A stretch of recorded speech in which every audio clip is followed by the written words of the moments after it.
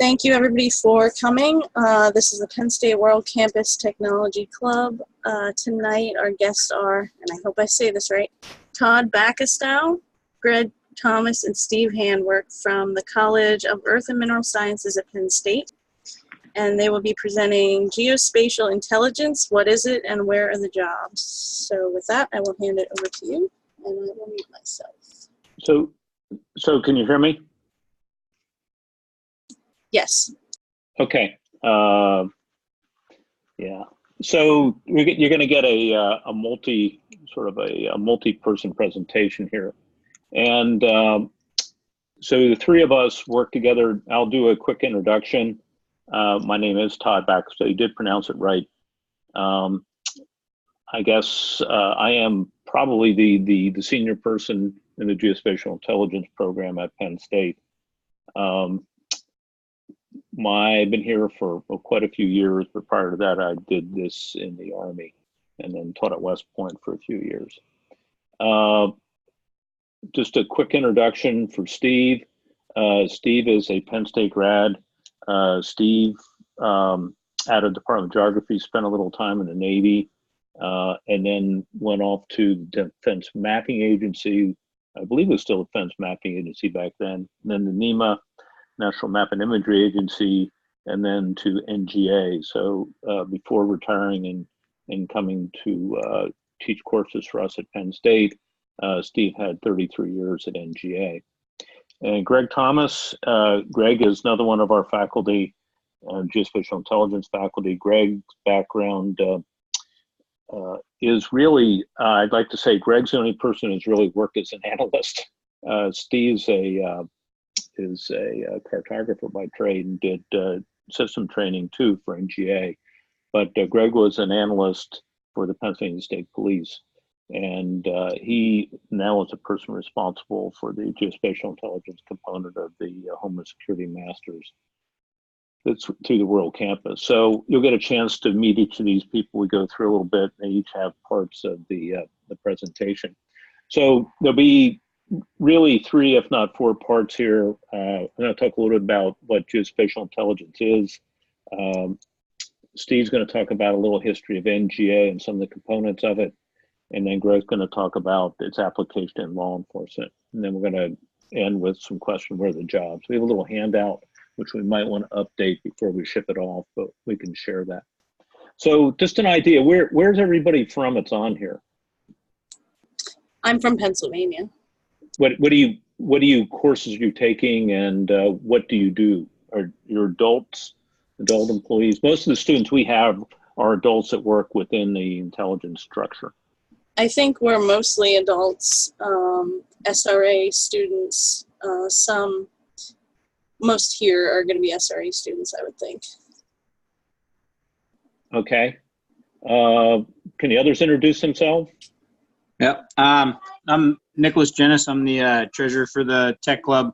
I am from Eastern Pennsylvania, but currently serving in the United States Navy Submarine Force here in Groton, Connecticut, teaching at the Submarine IT Schoolhouse. I'm also a security and risk analysis bachelor degree candidate. Steve will love you. You're a Navy guy.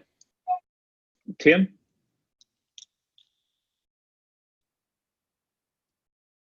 Let's go to Sean. Sean, a little bit about you, or Tim, either one. I'm Tim. I live in Tyrone, which is close to State College, and I'm an SRA certificate student. Okay, Sean? Yes, sir. I am located in northern Montgomery County in Maryland, and retired Army, and a SRA student for the bachelor's program. Okay. How about Tina?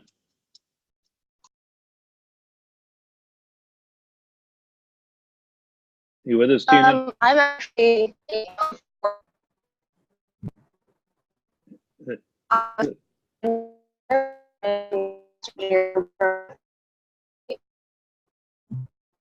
You're a little broken up, but hopefully you can hear us. So,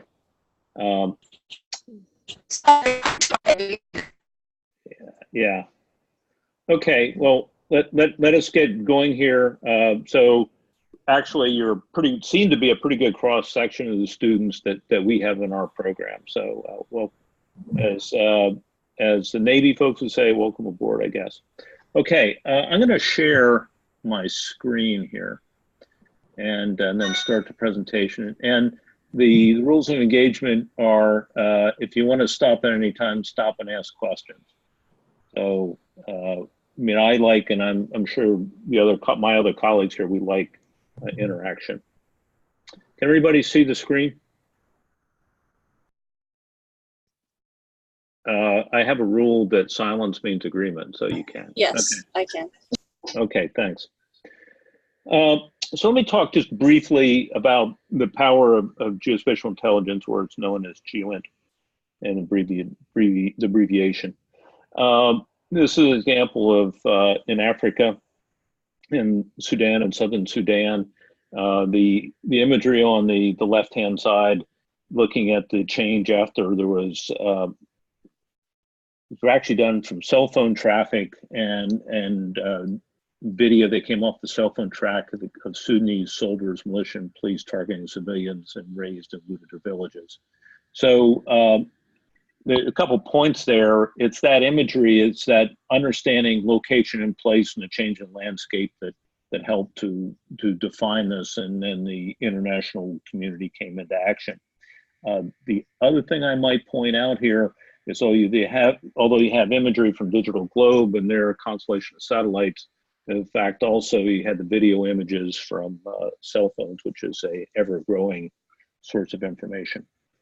So again, it's information about location and things happening over time and place that help a decision maker make decisions or draw conclusions about place. And I'll talk more about that in a second.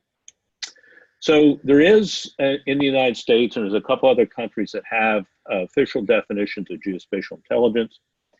I'm not going to read this one. You can read it, go out and Google it and find it. It is in code, Title 10 US Code. And the big one is geospatial intelligence consists, last sentence, of imagery, intelligence, and geospatial information. That doesn't really tell you a lot. The key thing I like to say, starting out with this definition, is this was created in order to form an agency, the National Geospatial Intelligence Agency, or actually its predecessor, and Steve could talk much more about this than I can since he was there, NGA. And it, in a sense, really what it did is it took a number of organizations, put them together, created them as an organization, and then put them in between other intelligence organizations like the CIA, DIA, NSA. So this definition drives funding and charter within US government much more so than what the analyst actually does. And it just sort of important to remember, this does not guide the tradecraft. Well, it does in the sense of money, but the tradecraft is much broader than this. Okay, so let me go through some examples of GEOINT, and these are pretty defense specific, but you could go branch out into business, and you could also branch out into, as we will, into law enforcement. So predicting missile sites, this was actually a student of ours, and I have permission to share this, Andrew Stengel. Andrew is a capstone for one of his projects. It's sort of cool. There's an excellent database of V2 launch sites in The Hague. He digitized the buildings and things in The Hague off of period maps, and then overlaid on information from the database of V2 launch sites on top of that. And he used a software package that's called Signature Analyst to actually withheld about half the sites to try to predict where the other half were. And he did that with about a 90% accuracy, which is actually pretty amazing. And it's all based on location, type of ground material, etc. And so why did he do that? Well, he did it. It was sort of interesting. If you could do it using a historical example, but you can look at some of the other implications. If they're trying to find missile launch sites that have equipment similar to what the Germans had in World War II with the V2, he sort of proved the method that could be applied other times in other places. Targeting civilians in Yemeni civil war. Again, this is another student work, Murray Caldwell. He was looking if there was spatial evidence or geospatial evidence based on the location, if the civilians were being targeted or certain religious groups, and what he found out by the coincidence of attacks and locations of the religious groups, and in fact there were. Another one, this was Dan Steiner. Dan was a student of ours, actually is now teaching for us. Dan looked at the lack of lights, looking at certain imagery over Syria at times when there were full lights, in other words, generation in houses and lights aglow from, you could see from space. And then when ISIS came in, one of the things ISIS did when they began to control areas was to cut power to areas they didn't find very hospitable to them. So you could, by looking at the lack of lights, and Dan did some other things, you were able to tell the spread of ISIS. So these are just a couple examples. So oftentimes, I don't know how much you know about geographic information systems and the other geospatial systems, but I get the question, and this is a direct quote from a person who took a course from me, who's actually a teacher. So what makes GEOINT GEOINT? In other words, what makes geospatial intelligence geospatial intelligence? And let's delve into that a little more, because there are other disciplines that in fact use a similar set of tools both in remote sensing and GIS realm. So what makes GEOINT special? What makes it unique?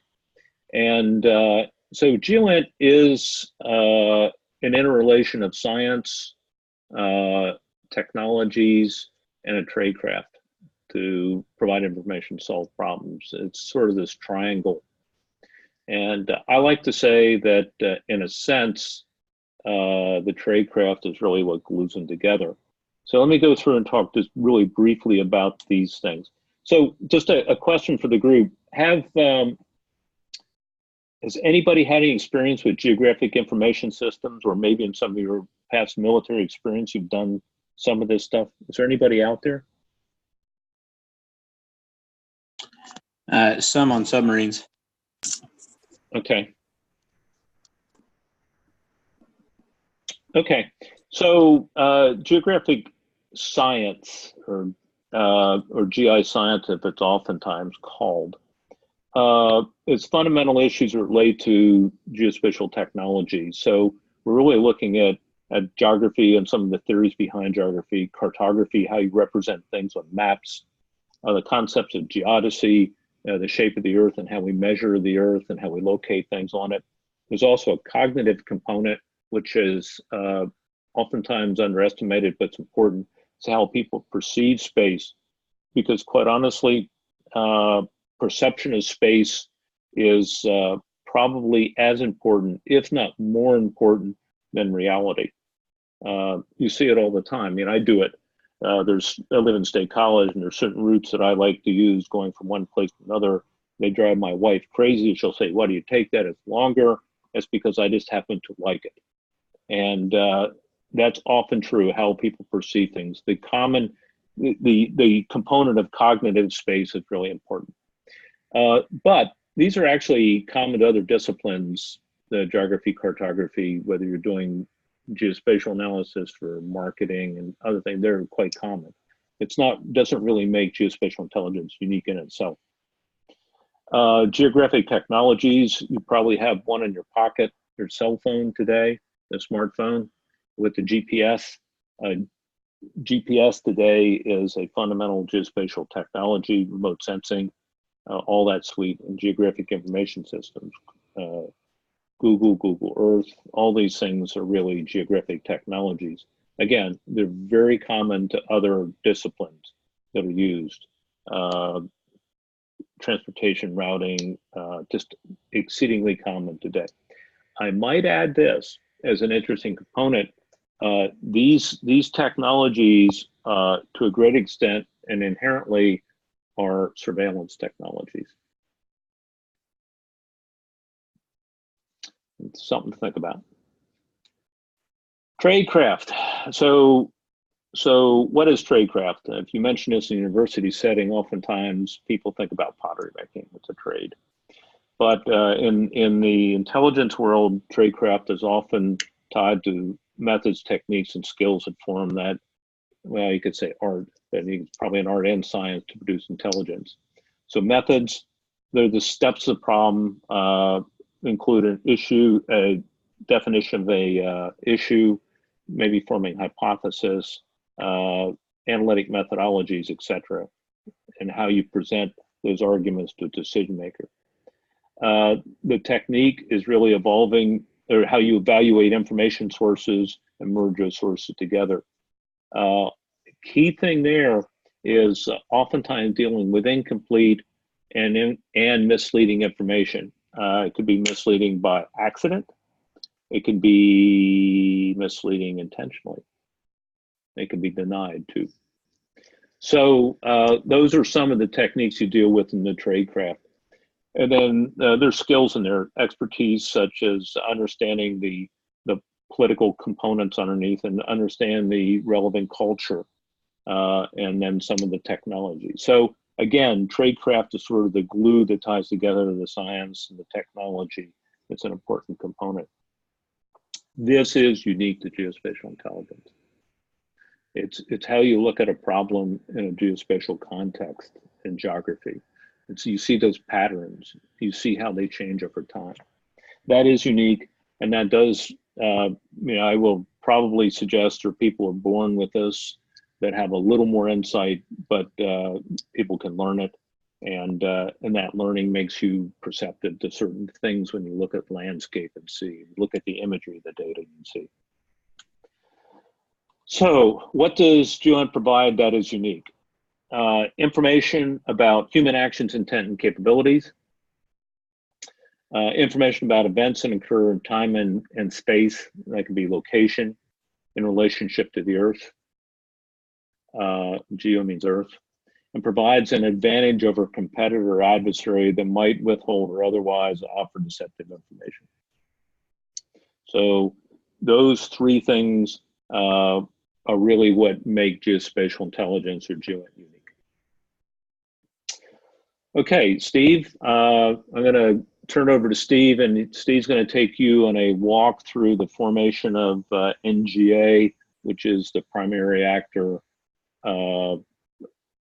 producer, and agency for geospatial intelligence in the U.S. Okay, Todd, thank you. Steve Handwerk here from Camp Hill, PA, right outside of Harrisburg. Next slide, please. A little bit of a caveat. This is my work experience from 79 to 12 with these three different agencies. Everything's unclassified, and all these perspectives are mine, not the U.S. government. Next slide. We're going to talk a little bit about the evolution of GEOINT, community overview about NGA, NGA's customer service philosophy, NGA's relationship with the military, and NSG National System for Geospatial Intelligence Technology, Architecture, and Workflow, NGA and its relationship with the rest of the United States government, and then we'll summarize. Next slide. Okay, this is very, very important that we look at this. Of course, we've had aerial photography since, really since the Civil War, when photography came out, Matthew Brady and others in the American Civil War, and they had hot air balloons so that you could take aerial photographs to be able to see things from the air that you can't, in a perspective you can't see on the ground. That evolved over time as flight came around and as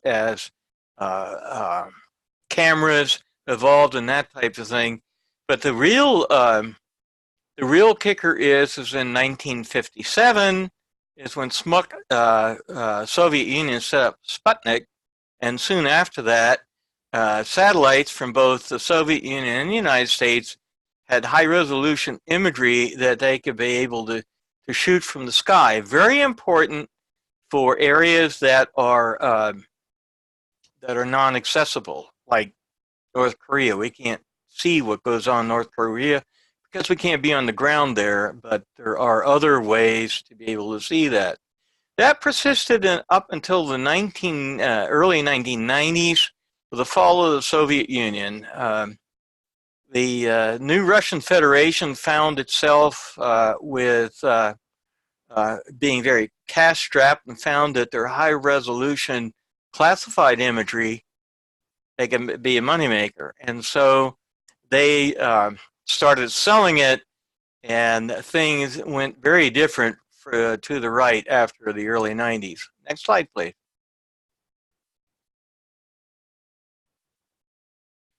And I'll let you read this afterwards. It explains more about that. Next slide. Now, we have to get into a couple of things to consider about data. And data is, geospatial data is extremely important. And so we'll talk about the lighthouse. Is it an aid to navigation? Usually an authority on navigation aids, maritime navigation aids. This might be the Navy Hydrographic Office. It might be the British Admiralty, some other entity around the world. It could also be a vertical obstruction of flight. So the aviators, both ours and our allies and adversaries, may be worried about that. It could also be a landmark on a topographic map. For whatever reason, it could also be a target. We get into hostilities, maybe we want to wipe it out. What happened was that as the U.S. agencies grew closer together and brought all of these entities together, we found that the data about lighthouses, for example, was all over the place. The X, Y, Z, and Z prime measurements differed between the databases. And so this became a critical point. If we're going to start integrating all of our systems, integrating all of our weapon systems and that type of thing, we need to be able to integrate our data. And so, you know, what is that? I mean, the Navy looks at mean sea level, at lowest tide for a vertical datum, but the Army looks at vertical datum as mean sea level. And so the results are different. And so all of those issues need to be resolved. And it's one of the important reasons why all of these different geospatial entities of the military services were combined together to form one single agency. Next slide, please. Where we talk about Sputnik again, and we look at all of the different issues and stuff. And again, prior to the early 90s, we had all these different U.S. entities being involved with imagery, and both the intelligence services and the military services and all that stuff. What happened was, prior to the early 90s, again, everything's classified, and so there's a big issue of priorities.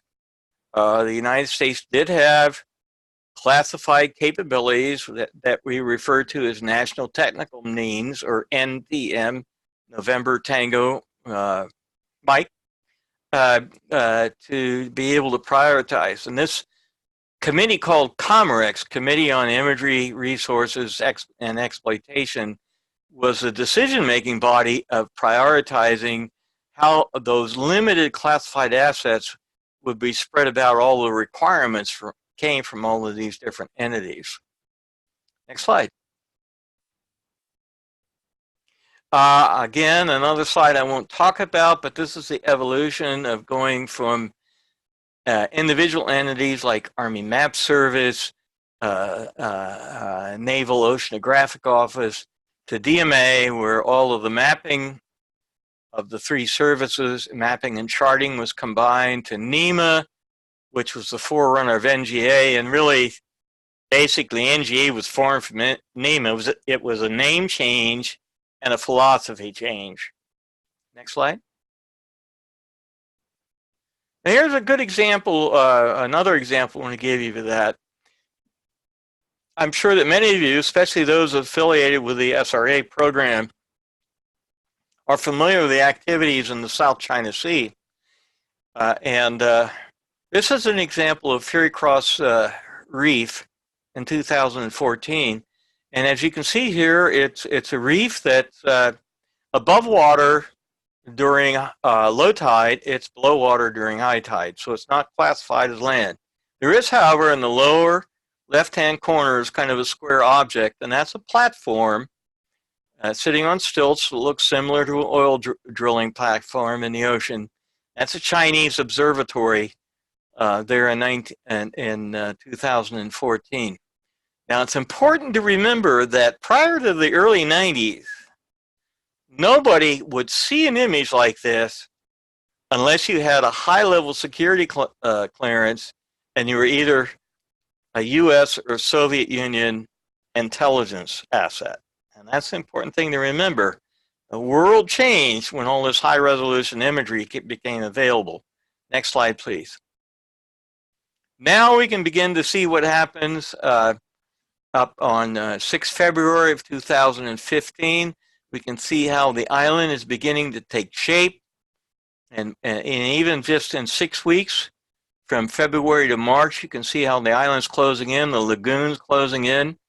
You can see in the February, the upper imagery, you can see all those little boats in like that harbor area.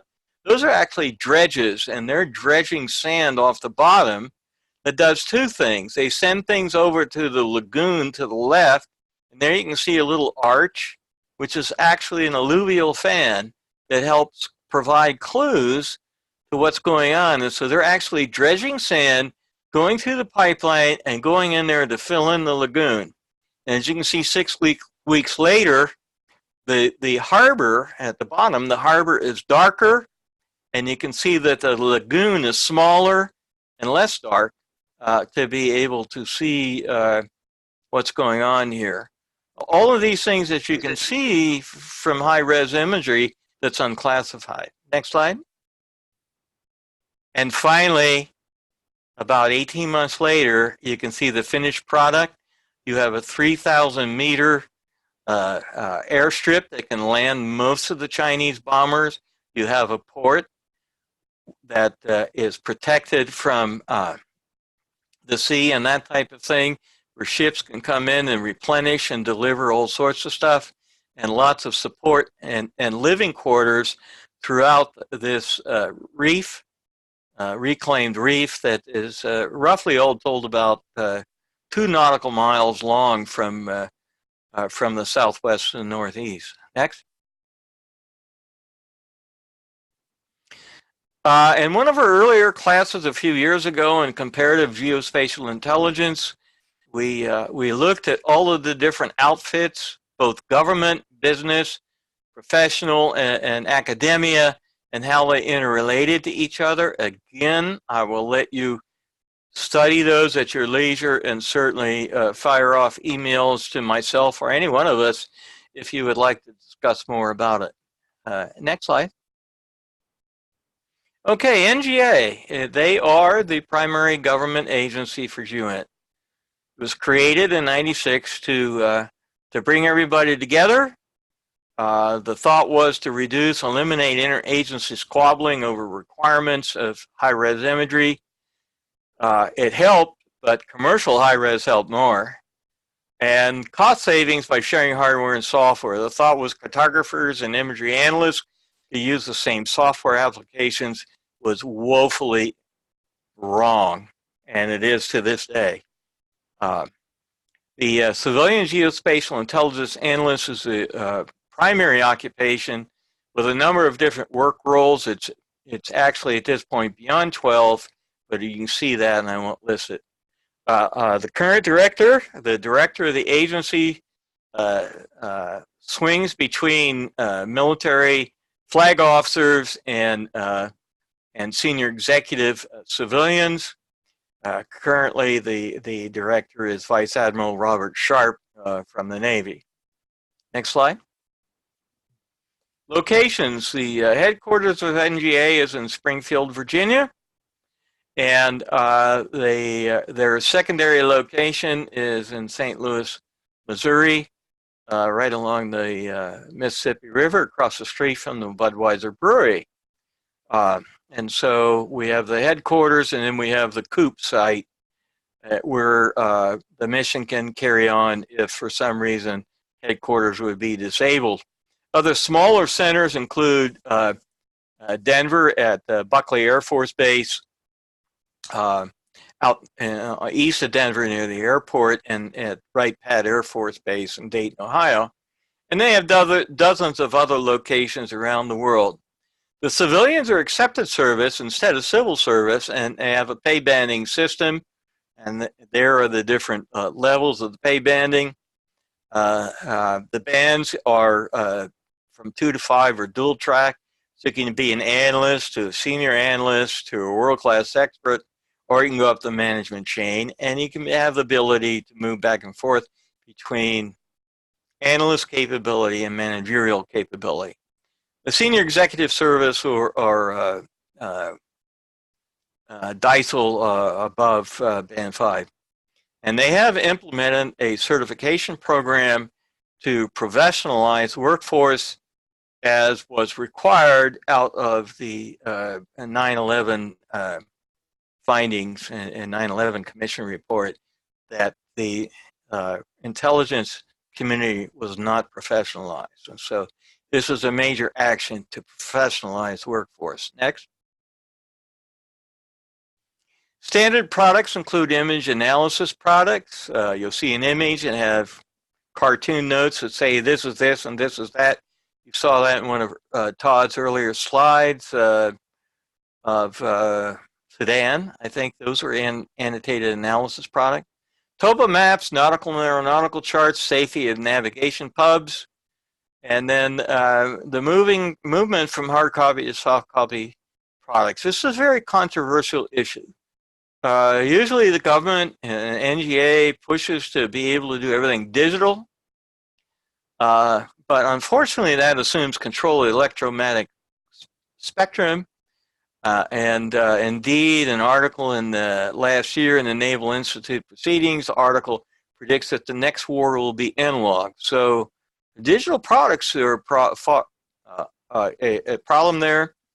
The bottom line, what I was always taught in the Navy, for every critical system, you have a backup. So you need both soft copy, that's great when it works, it's fine, but you need to have that hard copy map or chart in the event that your computer or soft copy data isn't working.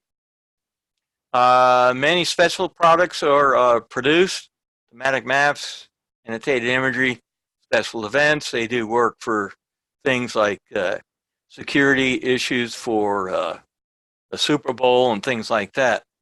They did have a set of vans to assist with disaster recovery efforts, primarily to support FEMA. Those vans have been recently retired. They have other capabilities that they can help FEMA. Next. Customer support requirements always exceed capabilities. Source materials, the analysts exploit the source materials and unplanned needs such as natural disasters. The mitigation is a standard set of products.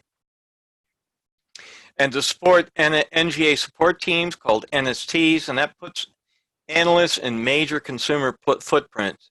All of the military combatant commands, all of the other intelligence agencies, our Five Eyes partners, UK, Canada, Australia, New Zealand, Homeland Security agencies, etc.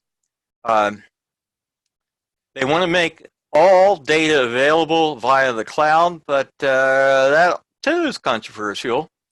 Some of the customers don't like that, especially if you don't have control of the electromagnetic spectrum. You're not going to be able to use the internet to get what you need, and so any data in the cloud's worthless. So that's an issue problem.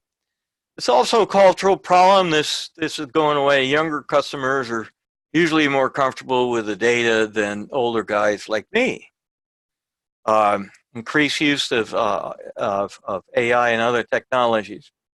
To meet the demand, some agencies have set up their own GEOINT cottage shops, i.e., I can't get everything I need from NGA. Fine, give me what you can, and I'll set up some people to do the rest of it myself to meet my requirement. Next slide. All 4 services have GEOINT analysts. The enlisted ratings have specialists. The officers are more generalized as a rule. Typical enlisted career path, so graduate from boot camp and then go to a military occupational specialty or MOS school. And there's the locations that they go, and then they do a service tour after they graduate from the geospatial MOS schools. Next slide. And then after that, they'll do joint tours and NGA military billets, both at the NGA main places, the combatant commands, the service intel centers. These guys here, by the way, are a different type of imagery guy. These guys are analyzing order of battle. So like the Army guys in Charlottesville are analyzing all of the different armies of the world and their tanks, their capabilities, tanks, Humvees, personnel carriers, artillery, you name it. Ditto for the Navy, Air Force, and Marine Corps. And then, as I said, we have analysts, or NGA has analysts in the UK, Ottawa, Canberra, and Auckland. NATO also has a GEOINT cell at the Intelligence Fusion Center in RF Molesworth, which is about an hour and a half north of London. Other related activities include the Army Geospatial Center in Belvoir, NAVO in Bay St. Louis, and the reserves. The reserves, actually, Joint Reserve Intelligence Center, have 18 of their 24 units have a GEOINT mission. National Guards also do GEOINT. Next. NSG architecture, there is a flow. Basically, you the tasks you collect, exploit, and report. That is the functional activity, and then they have, I will say, custom-made IT systems, which is a combination of commercial off-the-shelf and custom software to be able to perform these functions. Sedalian, for example, is an instance of Oracle supply chain management software that's been significantly modified for the GEOINT architecture. The IEC, integrated exploitation capability, is an integration of COTS packages like Esri, RemoView, AirDOS Imagine, Envy, and a series of other things. Next slide. NGA and the U.S. government. NGA's national customers include the White House, National Security Council, and Congress. And they also serve the domestic agencies by the CAC, the Civil Applications Committee, chaired by the Geological Survey, and their purpose is to coordinate and provide national access to the agencies. Domestic agencies invite assistance. So if the Department of Homeland Security, for example, would like to have security GEOINT support for a Super Bowl, they will ask NGA, invite NGA to support. Ditto with FEMA to be able to respond to natural disasters, volcanoes, earthquakes, tornadoes, and hurricanes and floods, etc. Just as a side note, the Geological Survey does topographic mapping, and NOAA does nautical charting and aeronautical charting for the domestic United States of America. They do a lot of things that NGA analysts do, but they can't do intel. Think CARTO, safety of navigation, and geodetic activities. Next. We talked about this already, the alliances, the Five Eyes, NATO, and others, and we have dozens of bilateral information sharing agreements with many countries, the US and many, many other countries. Last I heard, that was like dozens, was like in the 80s, if not 90s. Next. And in summary, the creation of NGA and GEOINT is in the world. Australia probably right now is probably as close as any country comes to our organizational structure. It's a conglomeration of many functions, organizations, and professions into one organization. It's helped many issues like standardizing and managing lighthouse metadata, but it may or may not be the best fit for other countries. There are a lot of organizational fiefdoms in these countries, and fiefdoms die hard. Time will tell. And I think that concludes my comments. Thanks, Steve. I'm going to turn to Greg. Greg, just tell me when to flip. Yeah, go ahead. So thank you. Welcome everybody. I hope you're having a good evening. And I'm going to switch gears a little bit and focus more on the process of geospatial intelligence and the analysis of information and how it assists in law enforcement and policing. And as Todd indicated, that's really my background. I had retired from the Pennsylvania State Police as an analyst and can see how geospatial intelligence is a useful tool in assisting in different aspects of policing. And as an aside, I guess I've taught several of the SRA classes too. So I teach, well, the ones I've taught so far have been in residence, so I probably haven't had any of you as students. You can go to the next slide. Law enforcement analysis promotes effective policing in areas such as conducting investigations and intelligence operations, in managing and planning resources, and also in deterring criminal activity. And geospatial intelligence specifically levers, Todd had touched on this, leverages the geographic information science and technology with the intelligence tradecraft to develop products that support law enforcement and policing. And hopefully you can see, like, from the beginning of an investigation to its conclusion, analysis can assist in determining what is needed to support that investigation, to uncover leads, and to identify where information should be collected. So analytic charts and maps and reports help guide operations. And analysis can help identify crime trends and can provide strategic assessments that assist policymakers and decision makers in allocating resources and long-term planning. So geospatial intelligence analysis really supports multiple missions within law enforcement. It helps to deter and prevent crime through identifying patterns and criminal incidents. It helps forecast threats to the community. It assists in the effective deployment of resources and patrol officers. And it also supports community policing efforts. You can go on to the next one. Okay. Sort of as an example, Steve really talked about a special focus or function, the geospatial intelligence analyst within the federal government, the federal system. There are positions of geospatial intelligence in law enforcement. However, you typically will not find a specific job classification, geospatial intelligence analyst. It'll be more generally classified as maybe an intelligence analyst or a crime analyst.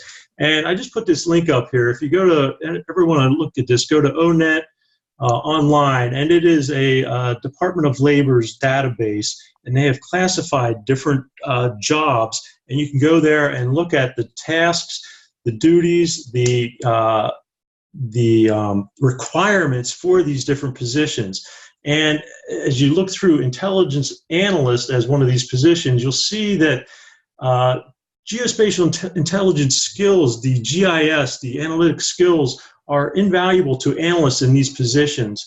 And the analysis, the geospatial functions can be used in policing and law enforcement throughout the investigative and intelligence spectrum, such as preventing crimes or preventing terrorist activities, disrupting them, or responding to incidents. Just as an aside, I was just today got information on a position description. It's a police crime analyst in Burlington, North Carolina, and looking through the job descriptions. I'm trying to find it here as I'm looking.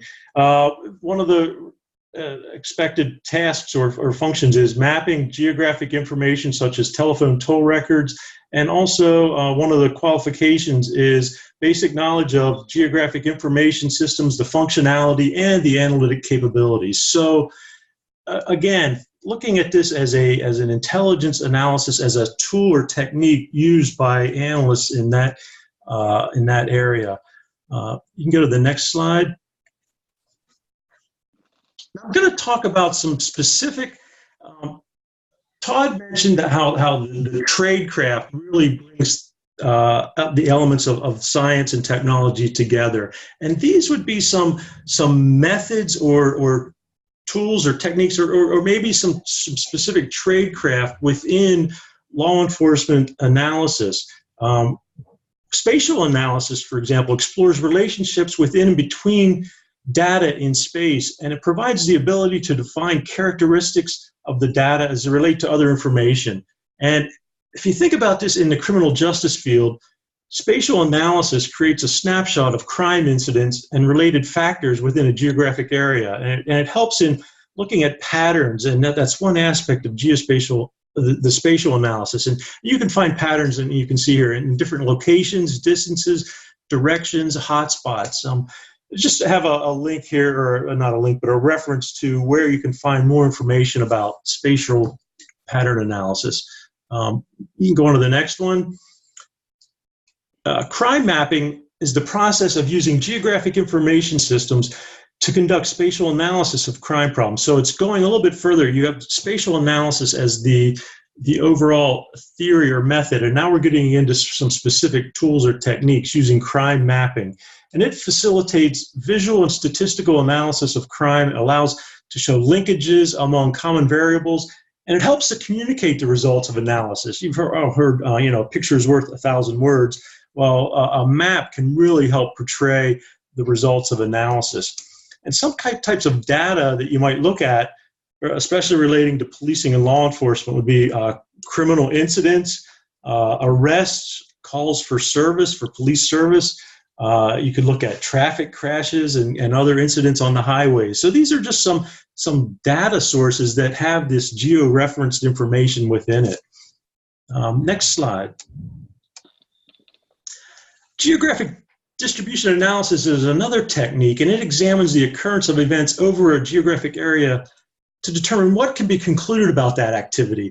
So to complete a geographic analysis, data on different locations are collected and plotted on a map, and then the information is reviewed. The map is not the final analytic product. The information is reviewed and analyzed and interpreted, and the analyst would then create a summary to explain what is depicted and draw conclusions about what that information means, and maybe make recommendations as far as what can be done when you're looking at this this activity over a spread geographic area. You can go on to the next one. Communication analysis, and going back, Todd briefly mentioned this also, but you don't necessarily think of geographic information related or available in communication data, but it's inherent in there, and I would argue when I was doing this decades ago, before cell phones, we were still looking at communications and phone records and showing locations of where calls were made and where calls were received. Well, now you can do that at a much granular level with cell phones and tracking not only the phone, but the cell towers, the locations. So this is really a useful tool in not only showing who's communicating with who, but where they are when they're communicating. And it helps numerous times put suspects in the vicinities of criminal activities. It helps show the spread or the area of a criminal element, of a crime group or a crime pattern, just by looking at that, the communication information and looking at it from a geographic perspective. Next slide. Predictive policing, and I'm almost done here. I want to talk about predictive policing, and it's the application of analytic techniques, and it's particularly the quantitative techniques. And they're used to identify likely targets for police intervention, and also to help prevent crime or solve past crimes by making statistical predictions. And the predictive method allows police to work more proactively with limited resources instead of just reacting or responding. And the objective of these predictive policing methods are to develop strategies that will prevent crime or make investigative efforts much more effective. And the use of statistical and geospatial analysis to forecast crime levels, it's been around for decades. I can think of using maps on a wall and putting push pins in to show the locations of certain crimes or criminal activity. But with the surge of the different analytic tools and the availability of large sets of data, you can use statistics and automation and computers to make predictions in support of crime prevention. The full-scale predictive analytics requires sophisticated analysis methods that draw on large sets of data. And large sets refers to amounts of data that would be beyond what a single analyst could recall without the assistance of a computer. It's no longer putting push pins on a map on the wall. You can't comprehend the data that's out there and available. So that's just sort of a topic of predictive policing. The next slide.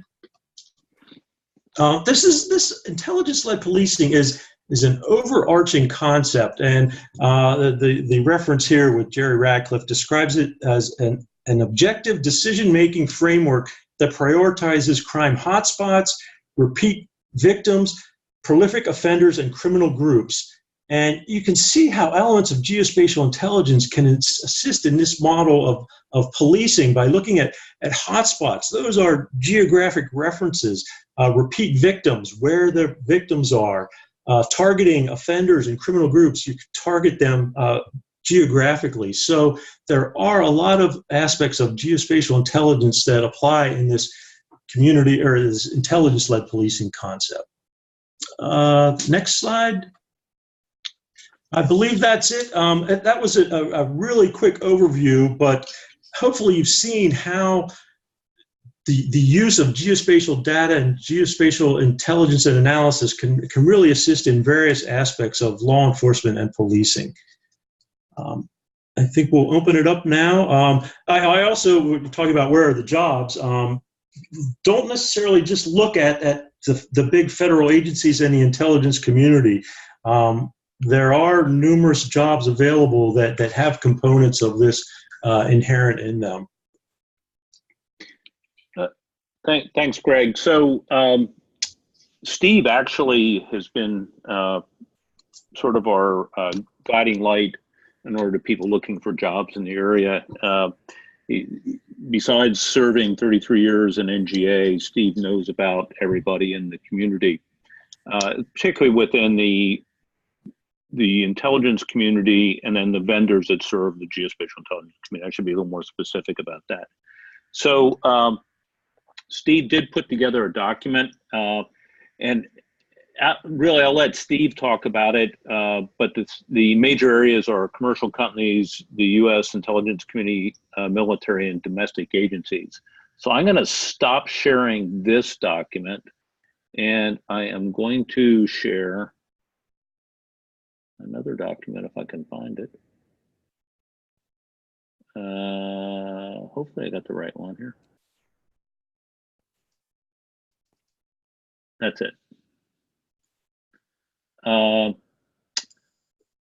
So Steve, do you want to pick up this briefly? I'll flip through this, and Let's see if I can make this full screen.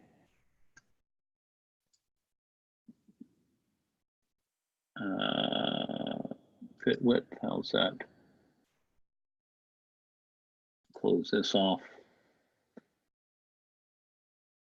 Steve, do you want to pick up?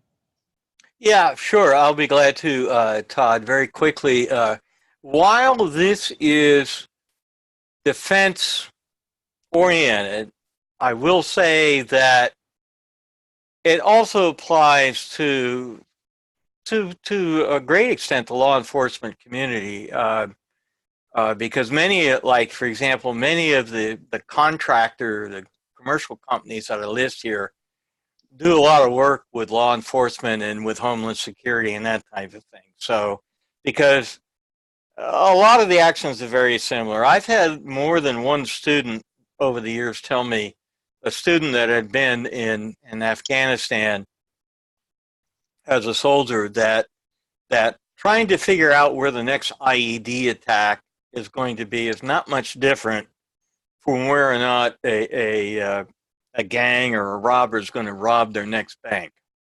And so get into that predictive analysis that Greg talked about a couple of minutes ago are pretty much the same.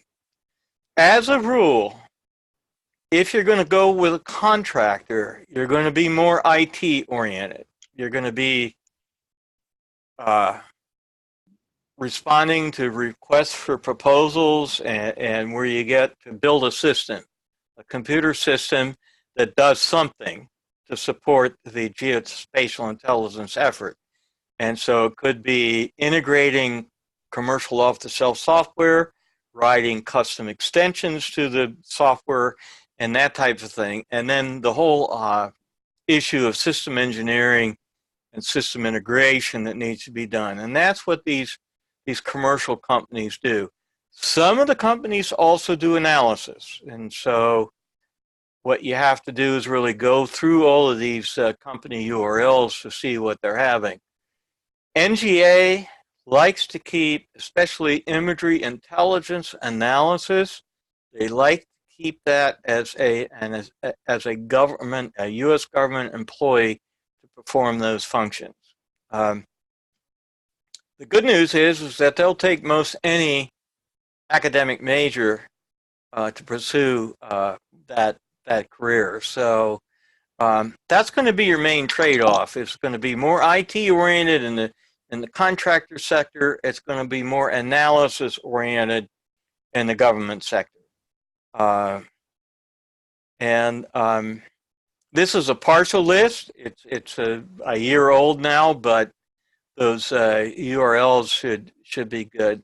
I will say that some of the smaller companies will require you to already have a security clearance, but the larger companies will not. They'll hire you on board because they'll have unclassified contracts that they can put you on while your security clearance is being adjudicated. So again, you need to look at the URL and see what that particular company is saying. Those policies can also change from time to time, company by company, so you need to keep up.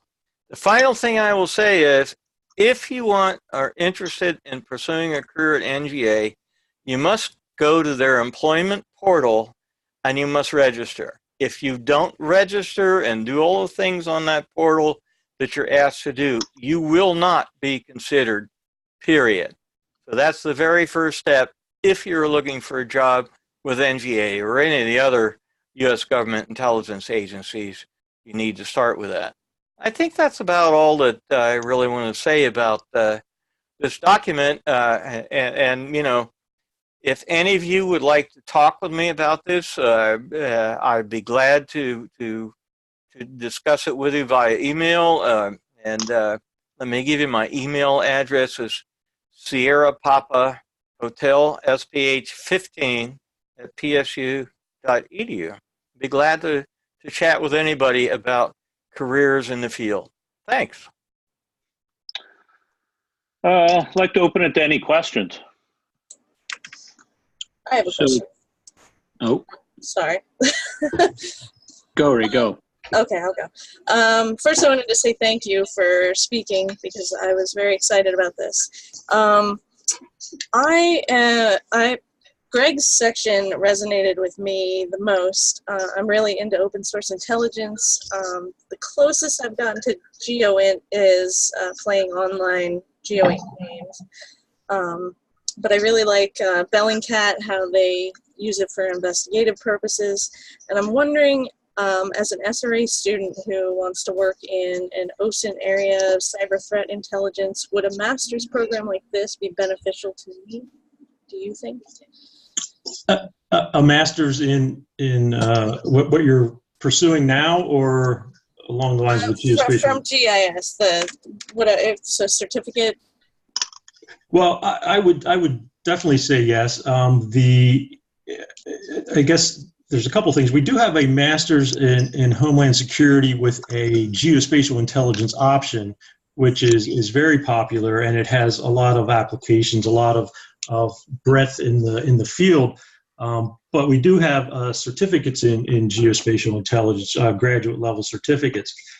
And it's interesting, but getting back to that job description, and I said that I just saw from, now I can't remember where I said it was, from North Carolina, I think. One of the things that they were looking for in that was somebody who can handle, who can manage open source, and who can find open source information. And they specifically listed, the different, Facebook and Twitter and all the current. Well, Facebook isn't even current anymore, but they're looking for open source analysts in law enforcement also. So I just wanted to point that out. Oh, thanks. Yeah, I feel like they go hand in hand anymore. No, yes, I agree. I would tell you within the big defense community, I don't know, Steve, when was it? Maybe 5 years ago, there's been a flip. It used to be that the national means were the primary source of information. They would verify it with open source. Now it's flipped. Open source is the primary source they'll do analysis on, and they'll verify it with their national means of classified stuff. So the world has changed to very much open source analysis, which is it's somewhat of a fight in the community, and fight's not probably the right word, but there's certainly a lot of institutional inertia against moving to the open source information as one of the primary sources to do analysis with. Thank you.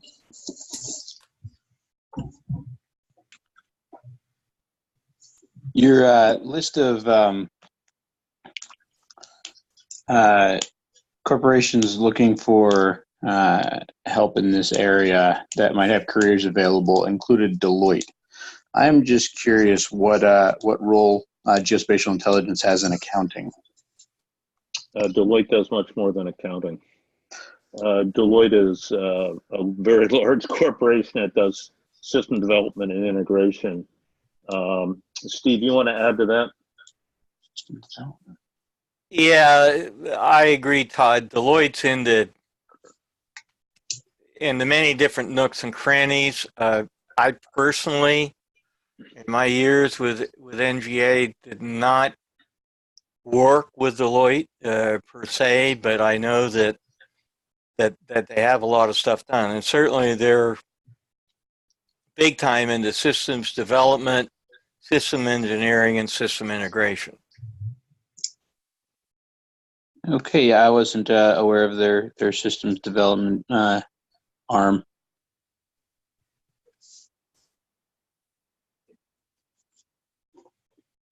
Most of the companies are involved with all three. The real kicker is, and that you need to watch for, is that if they're dealing with a U.S. government contract, there was a time where a company like a GE Aerospace or a Lockheed Martin could have a development arm where they actually developed the system, and then they had another arm that did system integration or system engineering. And the rhetoric that came from the corporation was, oh, we're firewalled and all that. And we used to go to meetings, and the system integrators or engineers would raise hell with the development people of the same company and all that stuff.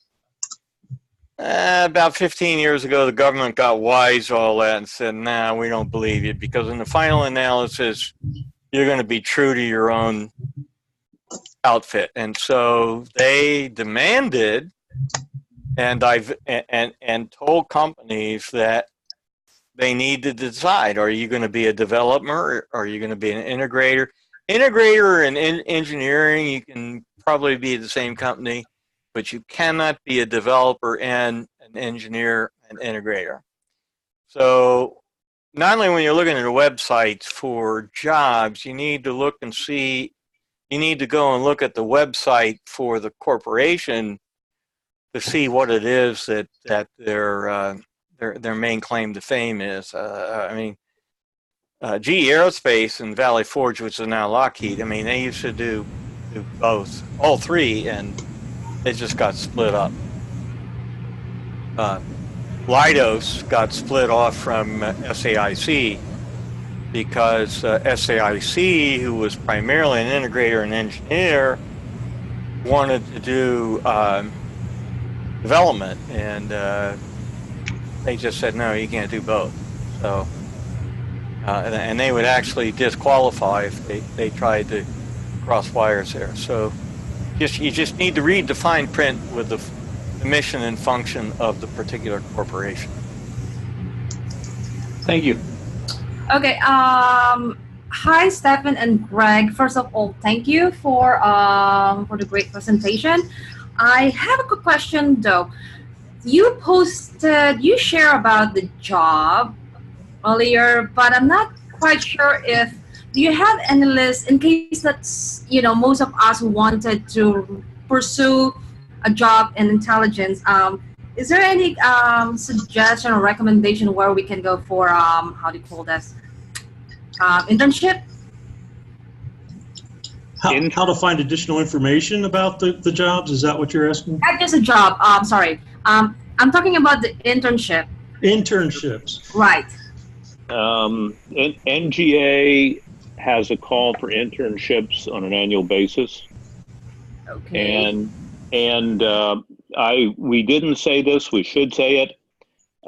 Practically every job in the government realm, the federal government realm, or a contract with federal government realm requires a security clearance. And that would mean a top secret SCI, special compartmented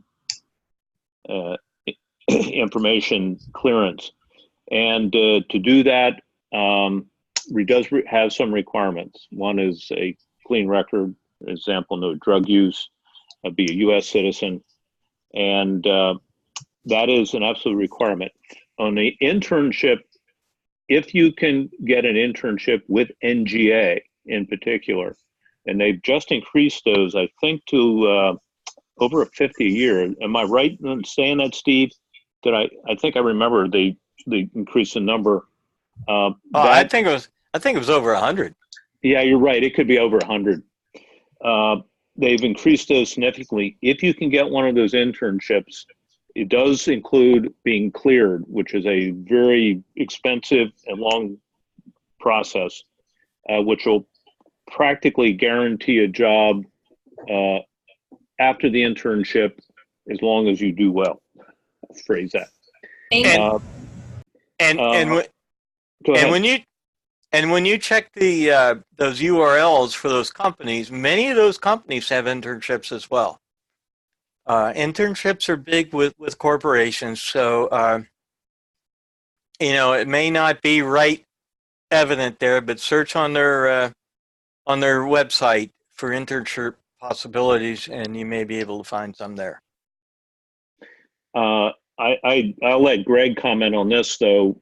There is not I don't know about internships within state and local government and law enforcement. Greg can comment on that, but typically there's not the clearance requirement there.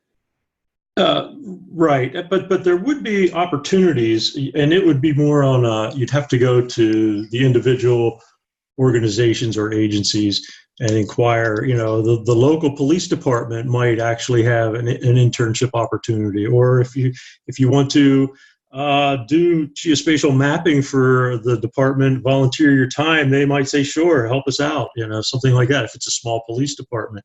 But they would, it would not be a top secret security clearance, but they would do a background investigation on you because you would be accessing sensitive law enforcement information. So it would be a different kind of background investigation. Great, thank you so much.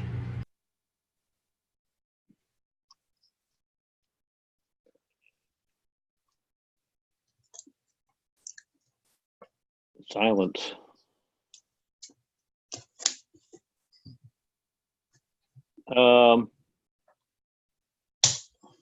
If there's no other questions, shall we terminate here? Yeah, if there's no other questions, I just want to say thank you for joining us, everybody, and thank you for speaking to us today. It was really great. And will you be providing the PowerPoint? Yeah, I can. The other.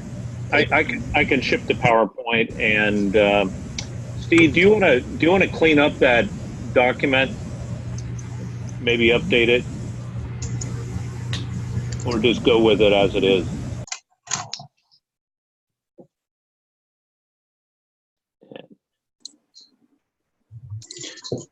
Well, I would say we'll figure that out. I'm sorry, Todd, I need to unmute. Yeah, good. Send it as it is. I'll talk to you tomorrow about updating. Oh, okay. Okay. I mean, it's about a year old, but it hasn't changed all that much. Okay. So I'll ship those two documents to you as soon as I get off here. Perfect. Okay. Nice Thanks a having lot. everybody. Thanks. Appreciate it. Night. Night all.